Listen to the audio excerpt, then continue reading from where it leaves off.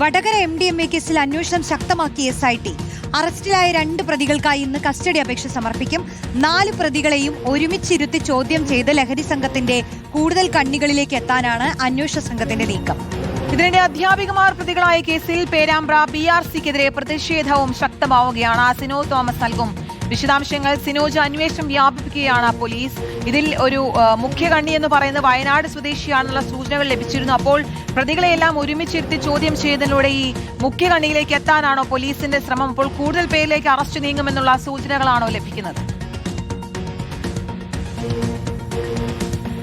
തീർച്ചയായിട്ടും കീർത്തന, റോഷ്നി, അതായത് ഓപ്പറേഷൻ തൂഫാനിൽ ആഭ്യന്തരമന്ത്രി പറഞ്ഞിരുന്നു ലഹരി ശൃംഖലകൾ അത് വേരോടെ പിഴുതെടുക്കുമെന്ന് പറഞ്ഞിരുന്നു.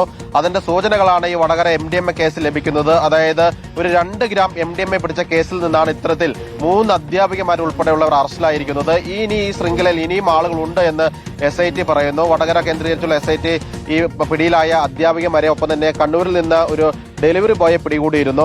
ജിജിൻ കുര്യാക്കോസ് എന്ന പേരുള്ള ഡെലിവറി ബോയ്. അയാളുടെ അക്കൗണ്ടിലേക്ക് 99 ലക്ഷം രൂപ, അതായത് 1 കോടി രൂപയോളം രൂപയാണ് MDMA ലഹരി കച്ചവടവുമായി ബന്ധപ്പെട്ട് അദ്ദേഹത്തിന്റെ അക്കൗണ്ടിലേക്ക് വന്നിരിക്കുന്നത്. ലക്ഷങ്ങൾ ഇടപാടാണ് ഈ അധ്യാപികമാരെ നടത്തിയിരിക്കുന്നത്. അതുകൊണ്ട് തന്നെ ഇത് വലിയൊരു ശൃംഖലയാണ്. ഓരോരുത്തരുടെ അറസ്റ്റും മറ്റൊരു ബന്ധത്തിലേക്കാണ് പോയിക്കൊണ്ടിരിക്കുന്നത്. ഇപ്പോൾ പോലീസ് എത്തിയിരിക്കുന്നത് ഇവർക്ക് വയനാട്ടിൽ ഒരു ബന്ധമുണ്ട് എന്ന് പറയുന്നു. അതാണ് മുഖ്യ കണ്ണി എന്ന് പറയുന്നത്. അതോടൊപ്പം തന്നെ കേരളത്തിന് പുറത്തേക്കും ഇവരുടെ ബന്ധങ്ങൾ പോയതായിട്ടുള്ള സൂചനകൾ SITക്ക് ലഭിച്ചിട്ടുണ്ട്. പ്രത്യേകിച്ച് ബംഗളൂരു, ഹൈദരാബാദ്, മംഗലാരം ഭാഗത്തൊക്കെ തന്നെ ഇവരുടെ ബന്ധങ്ങൾ ഉണ്ട് എന്ന് SITക്ക് സൂചന ലഭിച്ചിട്ടുണ്ട്. കൂടുതൽ ആളുകൾ വരും ദിവസങ്ങളിൽ ഈ വിഷയത്തിൽ അറസ്റ്റിലാകാനുള്ള സാധ്യത കൂടിയുണ്ട്. ഏതായാലും പോലീസ് നടത്തിയ പ്രാഥമിക അന്വേഷണത്തിൽ ഈ പിടിയിലായ 3 അധ്യാപികമാർ വഴി കുട്ടികളിലേക്ക് ഇത് പോയിട്ടില്ല എന്നൊരു പ്രാഥമിക നിഗമനമുണ്ടെങ്കിൽ കൂടി പൂർണ്ണമായി അത് തള്ളിക്കളയുന്നില്ല. ഏതായാലും ആ വഴിയിൽ കൂടി അന്വേഷിക്കുന്നുണ്ട്. കാരണം ഇവർ സ്കൂളുകളിൽ പഠിപ്പിച്ചുകൊണ്ടിരുന്ന അധ്യാപകർ കൂടിയാണ്, കായിക പരിശീലനം നൽകിക്കൊണ്ടിരുന്ന അധ്യാപകർ കൂടിയാണ്. അവർ ഏതെങ്കിലും തരത്തിൽ കുട്ടികളെ ചൂഷണം ചെയ്തിരുന്നോ തുടങ്ങിയ കാര്യങ്ങൾ കൂടി പോലീസ് അന്വേഷിക്കുന്നുണ്ട്. ഒപ്പം തന്നെ BRCയും അന്വേഷണം പ്രഖ്യാപിച്ചിരുന്നു. BRCക്ക് കീഴിലുള്ള 3 അധ്യാപികമാരാണ്. അതുകൊണ്ട് തന്നെ BRCയും ആഭ്യന്തര അന്വേഷണം ഈ വിഷയത്തിൽ പ്രഖ്യാപിച്ചിട്ടുണ്ട്. ഇന്ന് പേരാമ്പ്രയിലെ BRC ഓഫീസിലേക്ക് BJP മാർച്ചും ഈ വിഷയത്തിൽ പ്രഖ്യാപിക്കുകയും ചെയ്തിട്ടുണ്ട്. അതിൽ വലിയ പ്രതിഷേധമാണ് ഉയരുന്നത്.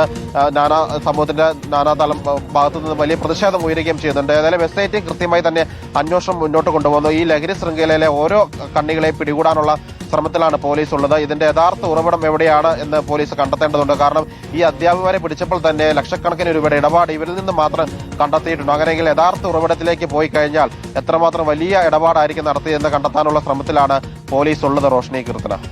ലക്ഷങ്ങളുടെ ഇടപാടാണ് നടന്നിരിക്കുന്നത്. എന്തായാലും കൂടുതൽ പേർ ഇതിൽ പിന്നിലുണ്ട്. എന്തായാലും ആ ലഹരി ശൃംഖലയിലേക്കുള്ള അന്വേഷണത്തിലാണ് പോലീസ് ഇപ്പോൾ. സിനോ തോമസ് ആണ് വാർത്തയുടെ വിശദാംശങ്ങൾ നൽകിയത്.